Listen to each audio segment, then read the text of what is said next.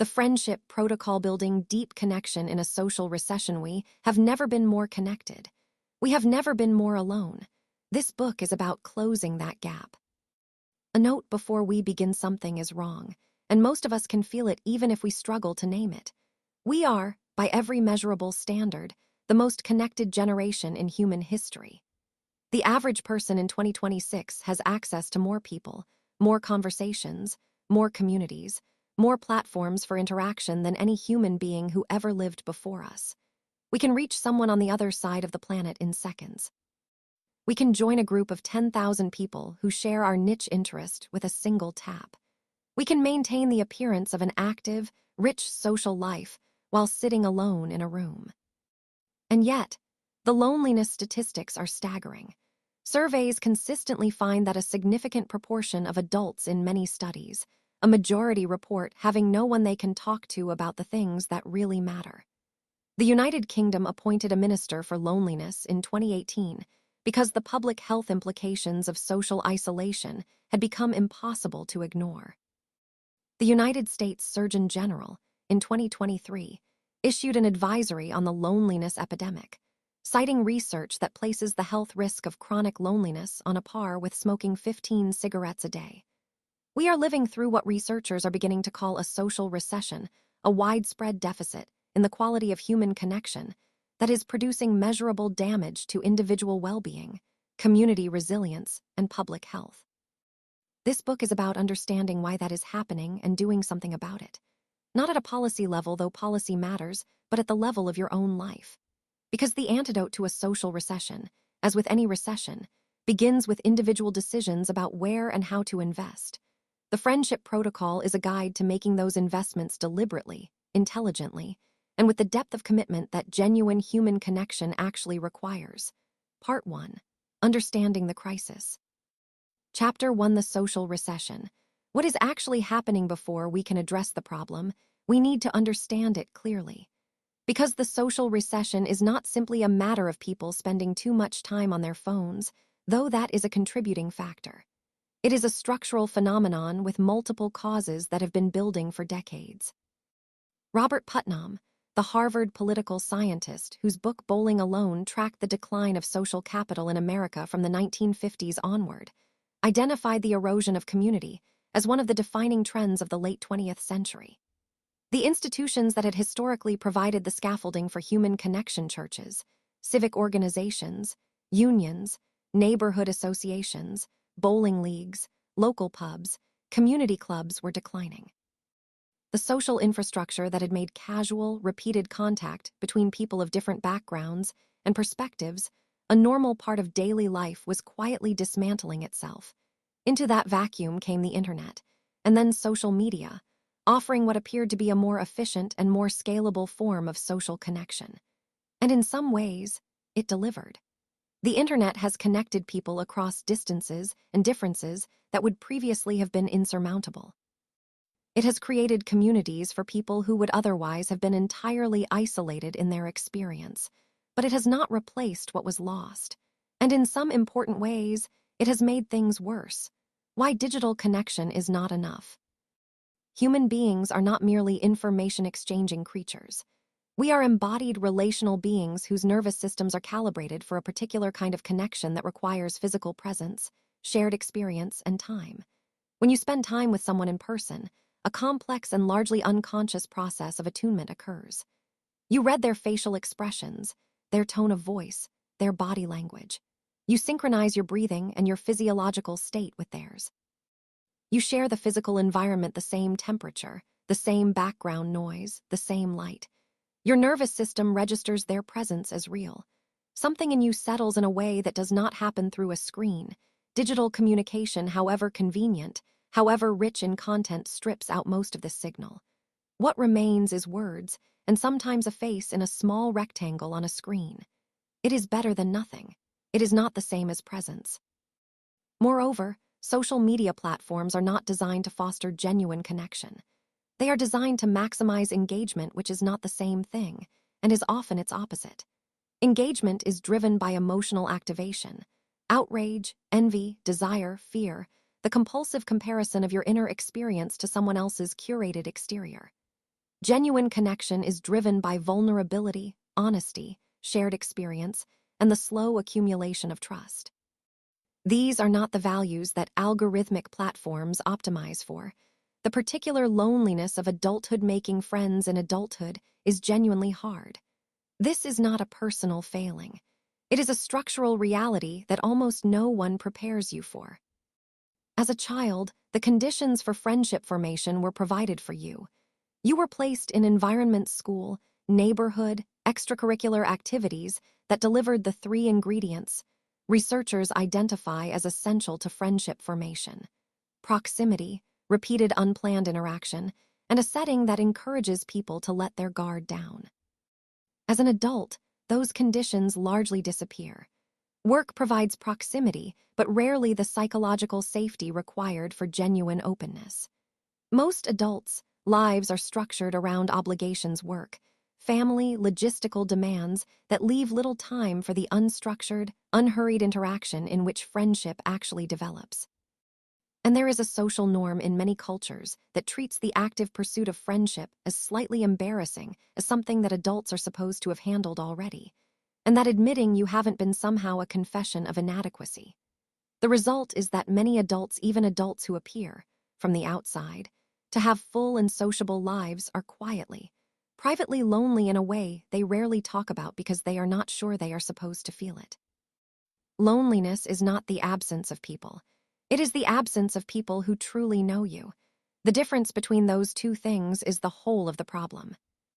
Chapter 2: What real connection actually requires. Genuine human connection is not complicated, but it is demanding. It asks things of us that our culture does not particularly encourage, and our comfort zones do not particularly welcome. Understanding what it actually requires is the necessary precursor to building it.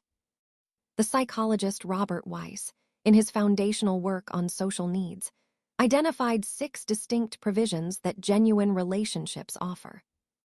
Attachment, the sense of security and comfort provided by a close bond. Social integration, the sense of belonging to a community of shared interests and concerns. Reassurance of worth, the sense that one's skills and qualities are valued. Reliable alliance, the assurance that others will provide concrete assistance when needed. Guidance, access to trusted advice and information. An opportunity for nurturance, the sense of being needed by and responsible for someone else. Most people, most of the time, are meeting some of these needs and not others. They may have colleagues who provide social integration, but no one who provides genuine attachment. They may have family members who provide reliable alliance, but no one who truly reassures their sense of worth. The incompleteness is experienced as loneliness even in the presence of many people. The 3 ingredients of friendship. Researcher Jeffrey Hall at the University of Kansas has spent his career studying how friendships form and deepen. His research suggests that the time investment required to move from acquaintance to close friend is substantial, somewhere in the range of 200 hours of accumulated contact. This is not a depressing finding. It is a clarifying one. It tells you why friendships formed in the intensive shared experience of university or early adulthood are so often the deepest. The conditions were right for rapid accumulation of those hours. The conditions for friendship, as identified by decades of research, are 3. Proximity, being in the same physical space regularly, without effort or arrangement. Repeated interaction, seeing the same person multiple times, building familiarity and shared history. And a setting that encourages openness, where people feel safe enough to move beyond surface-level exchange into genuine self-disclosure. As an adult, you can recreate these conditions deliberately. They do not arise spontaneously anymore, but they can be designed. Vulnerability, the necessary risk. Brené Brown's research on vulnerability and connection has produced one of the most important and most resisted insights in modern psychology. Vulnerability is not weakness. It is the birthplace of connection. You cannot be genuinely known by another person without revealing yourself to them. And revealing yourself, sharing something real, something uncertain, something that could be met with rejection, is an act of vulnerability. It is also, inevitably, a risk. The alternative, maintaining the polished, competent, I'm fine surface that most adults present to most of the world, most of the time, is safe in a narrow sense. It protects you from the specific pain of being seen and rejected, but it also prevents the specific joy of being seen and accepted. And it is the latter, not the former, that is the actual substance of human connection. The protocol for building genuine connection always, at some point, requires the willingness to go first, to say something true before you are sure it will be well received, to be a little more honest than feels comfortable, to trust someone with something real before they have fully earned that trust. This is the fundamental ask of genuine friendship. It is the ask that most people are too afraid to make, and that, in not making it, ensures the very loneliness they are trying to escape. Reflection: when was the last time you let someone see something real about you, a fear, a struggle, an uncertainty that you do not normally show? What happened? What did it cost you? What did it give you? Part 2. The Friendship Protocol. Chapter 3: Building Your Social Architecture. Most people's social lives are not designed. They are inherited, the residue of wherever life happened to place them, whoever they happen to meet, whatever connections happen to stick. For some people, this inheritance is rich. For many, it is thin. And in either case, it is rarely examined with the kind of intentionality we bring to other important areas of life. We design our careers, at least to some extent. We design our homes, our finances, our physical health routines. But our social lives, the relationships that research consistently identifies as the single most important factor in long-term happiness and health, we largely leave to chance. This chapter is about changing that. Not in a clinical or transactional way. Genuine friendship cannot be engineered, and attempts to treat it as a pure optimization problem tend to produce exactly the kind of hollow connection people are trying to escape, but with the deliberate intention that any important area of life deserves. The social portfolio, just as a financial portfolio, benefit from diversification across different asset classes. A healthy social life benefits from a portfolio of different kinds of relationships, each providing different things. Close friends, the people who know you fully, who you can call at 2 in the morning, who will tell you the truth even when it is not what you want to hear, are the most valuable and the hardest to build. Most people have, if they are honest, between 1 and 3 of these at any given point in their adult lives. The investment required to maintain them is high, and it is worth it absolutely. Good friends are the broader circle, people you genuinely like and trust, with whom you share real conversation and real experience, but who do not have the depth of knowledge that characterizes the innermost circle. A healthy social life might contain between 5 and 15 of these. Community connections are the wider network, people you know well enough to exchange real warmth with, who contribute to your sense of belonging to something larger than your immediate circle. These are the people at your local gym or place of worship or community group, the regulars at the coffee shop who greet you by name, the neighbors who wave when you pass. Each layer of this portfolio serves different needs. Each requires a different kind of investment. And a life that focuses only on the innermost circle, to the neglect of community connections, is as vulnerable in its own way as a financial portfolio concentrated in a single asset. Creating the conditions, because the 3 conditions for friendship: proximity, repeated interaction, and a setting that encourages openness rarely arise spontaneously in adult life. They need to be created deliberately. Right arrow: join something with a recurring structure, not a one-off event. A class, a club, a team, a group that meets regularly over time. The recurring structure provides the repeated interaction that friendship requires. The shared activity provides natural conversation and lowers the pressure of pure social performance. Over time, regularity builds familiarity, and familiarity builds the ground from which genuine connection can grow. Right arrow: become a regular somewhere. The anthropologist Ray Oldenburg wrote about the importance of third places, social environments that are neither home nor work, where people gather informally and regularly. The local cafe, the neighborhood bar, the library, the community garden. Being a regular somewhere gives you the repeated low-stakes contact with the same people that accumulates into genuine familiarity. Right arrow: host deliberately. Hosting, inviting people into your home or organizing shared experiences, is one of the most powerful ways to deepen connections because it creates the psychological safety that encourages openness. People are more themselves in homes than in public spaces. Hosting is an act of generosity, and generosity is the soil of genuine friendship. Right arrow invest in existing relationships before seeking new ones. Most people already have relationships that could be deeper if they received more intentional investment. Before looking for new connections, look honestly at the ones you already have. Who in your life do you feel genuine warmth toward but rarely see? Reach out. Make the plan. Show up. You cannot find community. You can only build it slowly, repeatedly, imperfectly, one genuine interaction at a time. The building is the thing. There is no shortcut to it. Chapter 4: The Art of Deep Conversation. The quality of your relationships is inseparable from the quality of your conversations. Shallow conversation produces shallow connection. Deep conversation, honest, curious, genuinely mutual, is the mechanism through which people actually come to know each other. And deep conversation is, in 2026, increasingly rare. Not because people are less intelligent or less interested in each other, but because the environments we spend most of our time in optimized for efficiency, for distraction, for the performance of busyness do not support it.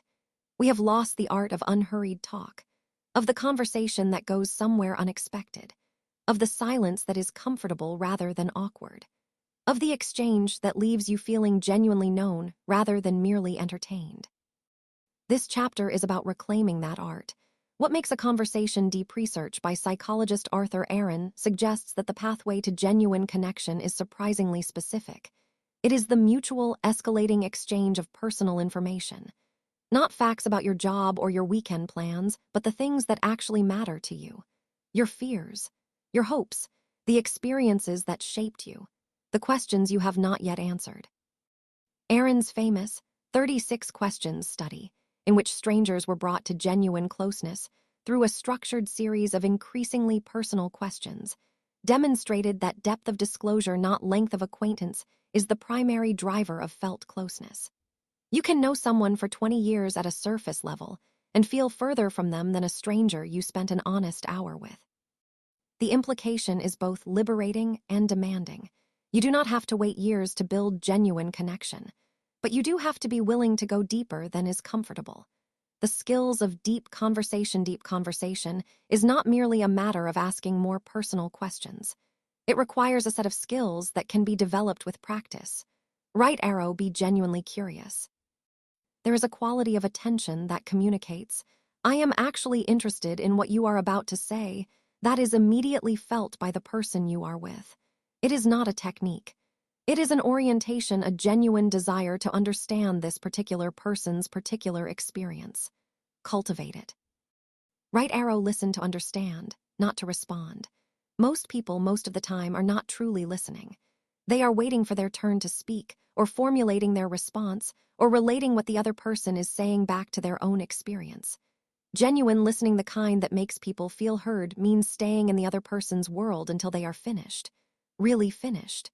Not just the first pause. Right arrow, follow the energy.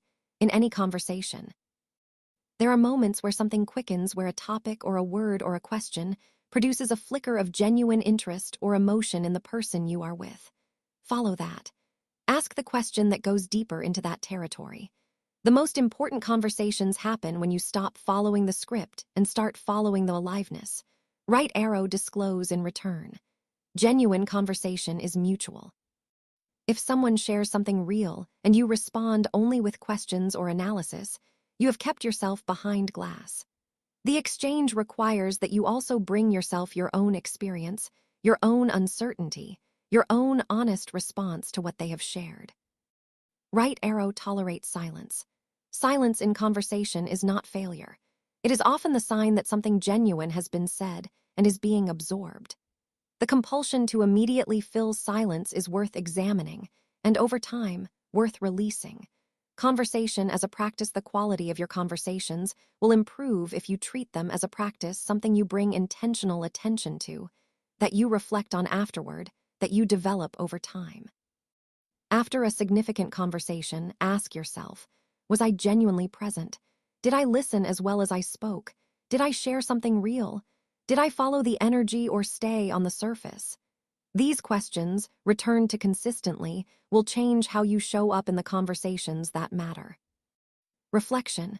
Think of the last conversation that left you feeling genuinely connected to someone. What made it different from your ordinary conversations? What would it take to have more conversations like that? Chapter 5, Navigating Loneliness Without Shame. Loneliness is one of the most universally human experiences there is. And yet it is also, in most cultures, one of the most shameful to admit to. There is something in the admission of loneliness that feels like a confession of inadequacy, as though being lonely means being unlikable, or having failed at the basic social task of adult life, or being somehow deficient in a way that other people are not. And because the shame prevents the admission, and the admission is the first step toward addressing it, the shame becomes one of loneliness's most effective mechanisms for perpetuating itself.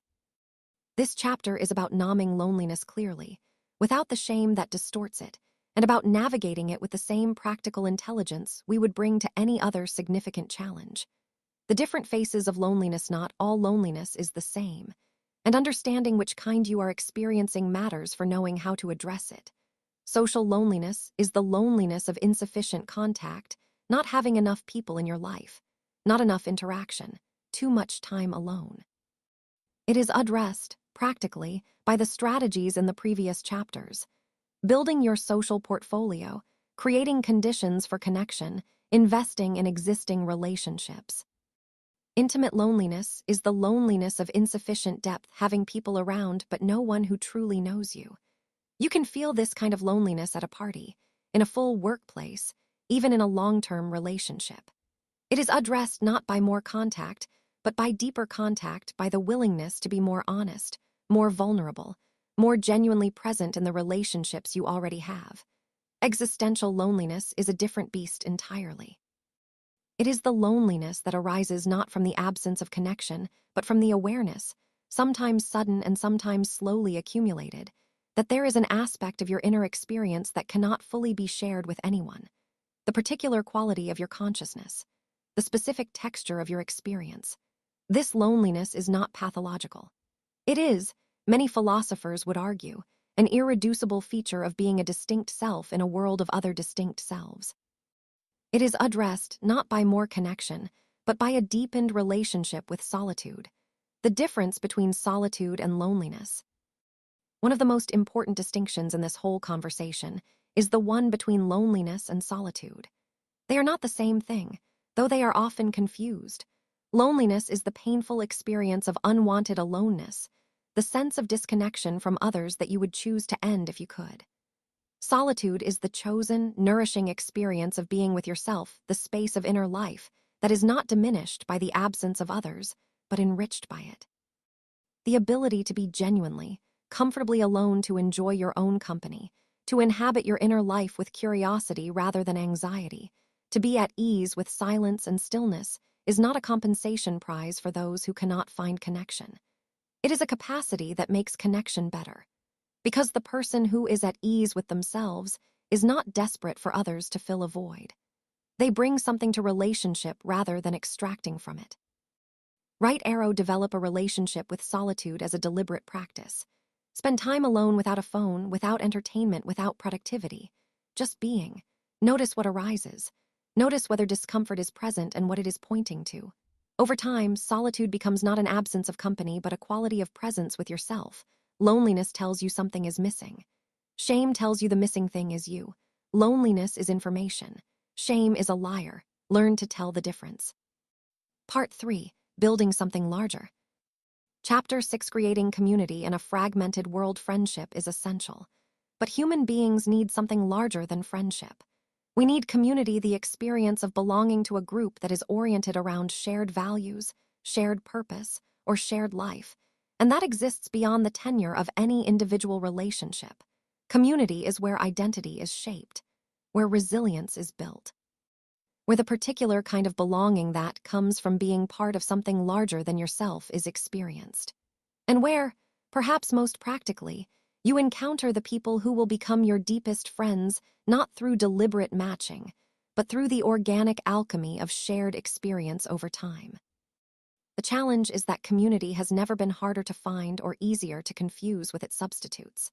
Online communities can provide real value and real belonging, particularly for people whose identities or interests are marginalized in their immediate physical environment. But they have real limitations. The community that sustains you through genuine hardship is usually one that can show up in person. How to build community deliberately. The most powerful communities are not found. They are built.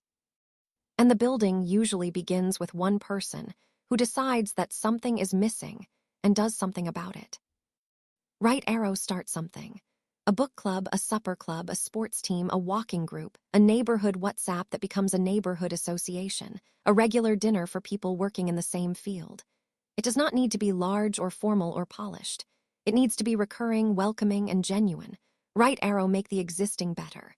Look at the communities you already belong to and ask, what would make this deeper, more honest, more genuinely connected? Often the answer is simply a conversation with a leader or among members about what everyone is actually looking for and how to create more of. Show up consistently. Community is built by the people who keep showing up, not the ones who attend occasionally when it is convenient, but the ones who are there regularly, who are known, who know others. Consistency is the most underrated community building tool available. Right arrow, creates shared experiences, not just shared spaces. People bond through doing things together more than through talking about things together. The shared challenge, the shared adventure, the shared project, the shared meal, these are the experiences that create the stories that become the fabric of a community's identity. The banter node. Becoming a connector. In every genuine community, there are people who function as connectors, the nodes through whom relationships flow. The people who introduce others, who remember names and follow up, who create the social glue that holds the network together. These people are disproportionately valuable to the communities they inhabit, and they are usually not doing it as a strategy. They are doing it because they genuinely love people and find meaning in bringing them together. You can choose to become this kind of person, not artificially, not as a networking strategy, but as a genuine orientation toward others. Making introductions, remembering what people care about, following up after conversations, creating the moments that allow connections to form. This is not a social skill. It is a social gift, one that pays returns in the quality of your own life as surely as in the lives of the people around you. Community is not a place you find. It is a thing you keep choosing to build, with the specific, flawed, wonderful people who happen to be around you. That choosing made repeatedly, imperfectly, over years is what transforms a collection of individuals into something that endures. Chapter 7, Connection as a Way of Life. Everything in this book has been, in some sense, pointing toward this. The idea that genuine human connection is not a problem to be solved or a box to be checked. It is a way of being in the world, a daily practice, a discipline as real and as requiring of attention as physical health or financial well-being. And like those other disciplines, it does not produce results dramatically. It produces them cumulatively, one honest conversation at a time. One kept commitment at a time, one moment of genuine presence at a time, until, looking back, you find that you have built something that could not have been built all at once, but that is, in its accumulated weight, the most important thing in your life. The daily practice of connection as a daily practice looks different for everyone, but certain elements appear consistently in the lives of people who build and sustain genuinely rich social lives. Right arrow, make contact daily with at least one person who matters to you. Not a like or a reaction, actual contact. A message that says something real. A phone call. A shared moment. The accumulation of these small contacts is how relationships stay alive across the busyness of adult life. Right arrow, be fully present in the interactions you have. Not physically present while mentally elsewhere. Actually there. Put the phone away. Make eye contact. Let the person in front of you be the most important thing in the room for the time you are with them. This is increasingly rare, and it is felt immediately. Right arrow, invest in relationships before you need them. The friendships that sustain you through genuine crisis are almost never the ones you made during the crisis. They are the ones you built steadily, over years, in the ordinary times. Invest in them now. Right arrow, express appreciation explicitly. Most people feel more gratitude toward the people in their lives than they ever express. This is a significant missed opportunity, because expressed appreciation deepens bonds in ways that unexpressed appreciation cannot. Tell people what they mean to you. Do it more than feels necessary. It will never be too much. A different kind of success. We live in a culture that measures success almost entirely in individual terms in achievements, acquisitions, titles, followers, net worth. And these things are not nothing. But the research on what actually makes human lives feel meaningful and well-lived returns, with remarkable consistency, to the same place: relationships. The specific, particular, irreplaceable human beings who know you and are known by you. The people who will come when things go wrong. The people you will call with the good news before you post it anywhere. The people whose presence makes ordinary moments extraordinary and whose absence, when it comes, leaves a specific shape of loss that nothing else can fill. The friendship protocol is not about hacking your social life. It is about taking seriously as you take anything the most important determinant of a life well lived. And then doing the work, showing up, going first, staying, building, one genuine connection at a time. At the end of most lives, the things that mattered most were not the achievements or the acquisitions. They were the people. Build accordingly.